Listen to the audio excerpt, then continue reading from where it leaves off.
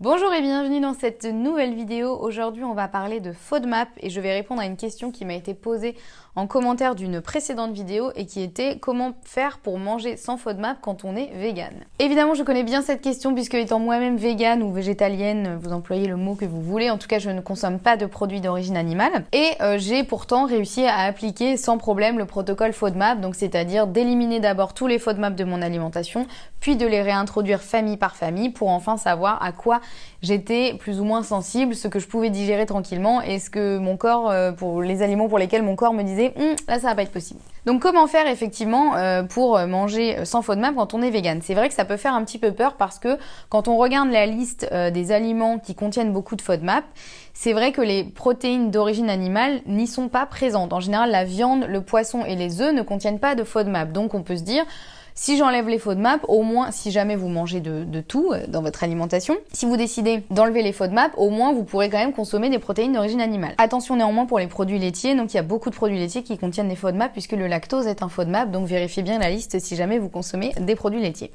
Et c'est vrai que quand on regarde la liste, on peut voir aussi que la plupart des légumineuses, qui sont quand même une grosse source de protéines chez les véganes, contiennent des FODMAP. Donc ça peut faire un peu peur, on peut se dire mais je vais jamais réussir à avoir une alimentation équilibrée, c'est pas possible, comment je vais faire? C'est impossible de manger sans FODMAP si on est vegan. Eh bien si, pourtant c'est tout à fait possible. En fait, il suffit de regarder un petit peu plus précisément et là je vais essayer de vous détailler un petit peu, on va dire les trois ou quatre familles d'aliments consommés par les véganes et qui sont totalement compatibles avec l'alimentation sans FODMAP. Alors déjà au niveau des fruits et légumes, c'est vrai que ce qui constitue quand même une grosse partie de l'alimentation des véganes, c'est vrai qu'il y a beaucoup de restrictions. Quand on regarde la liste des aliments élevés en FODMAP, la liste des fruits et légumes est quand même très élevée. Mais il en reste quand même beaucoup qu'on peut consommer et la liste des aliments, des fruits et légumes ne contenant pas de FODMAP reste quand même aussi très conséquente. Donc en fait, il n'y a pas de souci, il faut pas se focaliser seulement sur oulala, tout ça je pourrais plus le manger. Il faut plutôt regarder tout ce qu'on peut continuer à manger et là pour le coup, il y a vraiment une liste de fruits et légumes qui est hyper dense. Hyper fournie et qu'on peut continuer à consommer au quotidien. C'est sûr que ce sera une période un petit peu plus restrictive que d'habitude, mais heureusement il reste quand même beaucoup de fruits et légumes qu'on peut consommer sans souci. Au niveau des céréales, qui constituent aussi une autre source d'alimentation chez les véganes, il faut en fait éviter tout ce qui contient du gluten, parce que même si le gluten n'est pas un FODMAP, puisque le gluten est une protéine, or les FODMAP sont des glucides, mais pendant le protocole d'éviction des FODMAP, on va aussi enlever le gluten pour s'assurer de ne pas avoir des symptômes croisés en cas effectivement d'intolérance ou de sensibilité au gluten.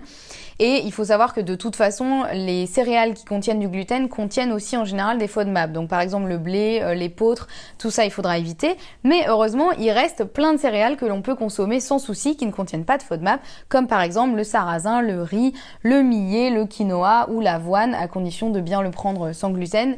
Et pour certaines de ces céréales, effectivement, il faudra respecter une certaine quantité, donc pas aller au-delà, mais la quantité autorisée est quand même assez conséquente et donc il n'y a pas de souci, on pourra se constituer une assiette qui sera malgré tout dense, équilibrée et nutritive. Ensuite au niveau des protéines, parce que c'est là que ça peut faire peur, effectivement on peut se dire bah oui mais du coup vu que je consomme pas de protéines d'origine animale et que je vois que la plupart des protéines d'origine végétale contiennent des FODMAP, comment je fais? Eh bien heureusement, effectivement même si beaucoup de légumineuses contiennent des FODMAP, en fait pour la plupart elles sont quand même tolérées en petite quantité. Donc c'est vraiment le cas de quasiment toutes les légumineuses, notamment les lentilles, les pois chiches, les haricots rouges, etc. En fait ils sont tolérés en petite quantité, donc après il faut revoir pour chaque catégorie la quantité autorisée, mais vous pouvez quand même en consommer un petit peu au quotidien à condition de ne pas dépasser une certaine quantité, puisque cette petite quantité autorisée contiendra pas suffisamment de FODMAP pour déclencher des symptômes, donc là vous pouvez y aller. Par contre effectivement il faudra pas se faire une énorme assiette de pois chiches ou une énorme assiette de lentilles, là effectivement vous risqueriez d'avoir trop de FODMAP et donc d'avoir des symptômes. Mais en petite quantité il n'y a aucun souci à consommer ces légumineuses, et en plus principalement si elles sont en conserve. Alors ça peut paraître assez bizarre et effectivement moi je suis pas pour vous conseiller une alimentation en conserve comme ça, c'est toujours mieux quand on peut le faire maison, mais en fait les FODMAP sont solubles pour la plupart dans l'eau et pas dans l'huile, donc les conserves sont conservées dans l'eau, les légumineuses qui sont les lentilles par exemple en conserve sont généralement conservées dans de l'eau, et donc une partie des FODMAP va se diffuser dans l'eau et donc les lentilles en conserve contiendront un peu moins de FODMAP que les lentilles que vous pourrez faire cuire chez vous à la maison. Donc pour une fois, ça vaut le coup de consommer des aliments en conserve, surtout les légumineuses. Encore une fois en petite quantité, elles sont autorisées, donc vous pouvez y aller au niveau des protéines, il n'y a pas de souci. Ensuite, le tofu, donc pour la plupart des tofu, ils sont autorisés, donc évitez le tofu soyeux qui lui contient trop de FODMAP. Et si vous prenez un tofu aromatisé, je sais pas, au pesto rosso ou voilà toute la marque Typhoon qui fait des super tofu aromatisés, vérifiez bien la liste des aliments que ceux-ci ne contiennent pas de FODMAP, puisque le tofu en lui-même il est autorisé, mais toutes les choses qui pourraient constituer la recette de ce plat de tofu aromatisé, vérifiez qu'il n'y a pas notamment de l'ail, de l'oignon, des choses comme ça, qui là contiendraient trop de FODMAP et qui donc seraient pas autorisés. Mais le tofu en lui-même, a priori, il n'y a pas de souci, vous pouvez y aller. Le tempeh, c'est pareil, c'est du soja fermenté, c'est bourré de protéines, c'est plein de bonnes choses.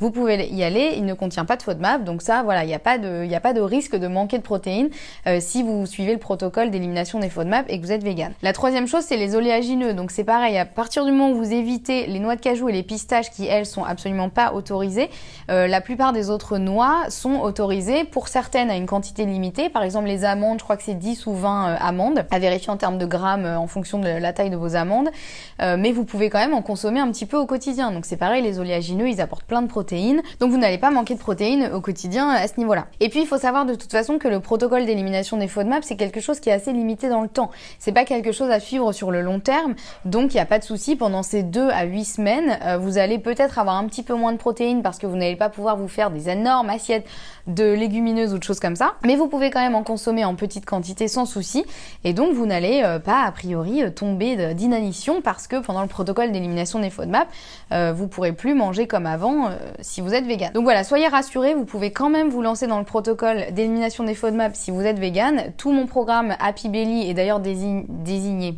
Non, ça c'est un anglicisme. Et d'ailleurs fait autour de ça, puisque étant moi-même végétalienne, les recettes que je propose sont toutes végétaliennes. En revanche, si vous consommez de la viande, du poisson et des œufs, vous pouvez tout à fait les ajouter aux recettes puisqu'ils contiennent pas de FODMAP, donc ça vous fera juste une bonne base de recettes et vous ajoutez ce que vous voulez en termes de protéines animales. Et si par contre vous êtes vegan, il n'y a aucun souci, toutes les recettes sont véganes.